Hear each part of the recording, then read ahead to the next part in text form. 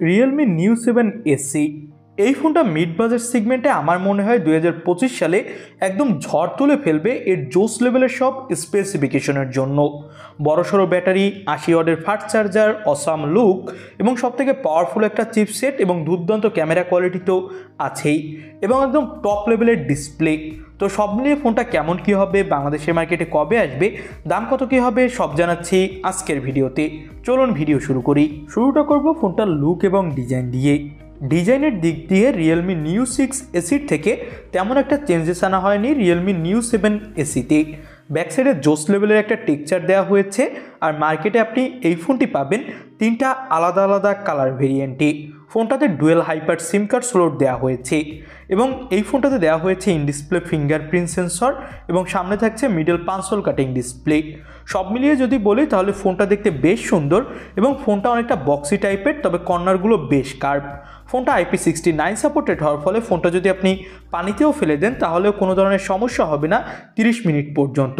তো ডিজাইন এবং বিল্ড কোয়ালিটির দিক থেকে ফোনটা একদম পারফেক্ট। ডিসপ্লে সাইজ হলো 6.78 ইঞ্চি মাপের, যেটা 1.5K OLED প্যানেল, এবং এটা হলো একটা 80 LTPO প্যানেল।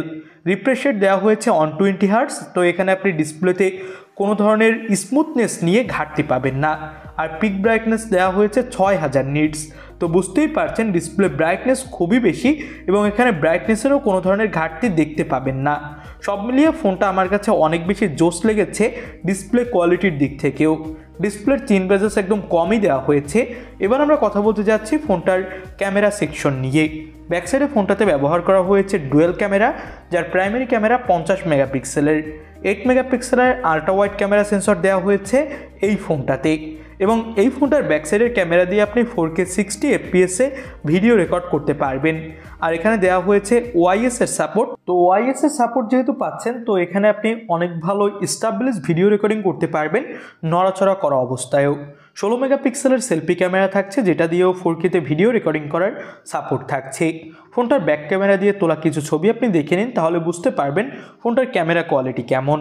ভালোই ফটোগ্রাফি করা যাচ্ছিল ফোনটা দিয়ে, তবে ক্যামেরা কোয়ালিটি আর একটু ইমপ্রুভ করা যেত। এখানে যদি আরও একটা লেন্স ব্যবহার করতো 5 মেগাপিক্সেলের ম্যাক্রো অথবা ডেপথ সেন্সর। এবার পারফরমেন্স সেক্টর নিয়ে কথা বলি। এই ফোনটাতে ব্যবহার করা হয়েছে মিডিয়াটেকের ডায়মেনসিটি 8400 ম্যাক্স চিপসেট। এর অ্যান্টুটু স্কোরও কিন্তু অনেক ভালো পাওয়া গেছে। এর অ্যান্টুটু স্কোর প্রায় 18 লাখের কাছাকাছি, এবং ফোনটাতে 7000 mAh-এর বড়সড় একটা ব্যাটারি থাকছে। 80 ওয়াটের ফাস্ট চার্জার পেয়ে যাবেন বক্সেই। এখানে আপনি সব ধরনের গেমগুলো একদম খুবই সুপার ডুপার ফাস্ট প্লে করতে পারবেন কোনো ধরনের ল্যাগ ইস্যু ছাড়া।